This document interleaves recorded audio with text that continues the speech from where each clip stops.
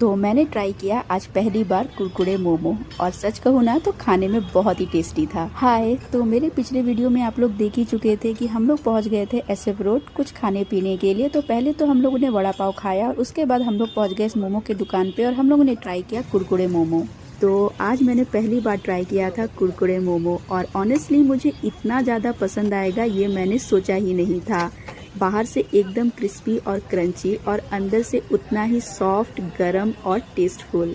हर bite में ना एक अलग ही मज़ा आ रहा था और स्पाइसी चटनी के साथ इसका टेस्ट और भी नेक्स्ट लेवल का लग रहा था। अगर आप लोग मोमो लवर हो और अभी तक आप लोगों ने कुरकुरे मोमो ट्राई नहीं किया है तो एक बार ज़रूर ट्राई कीजिएगा।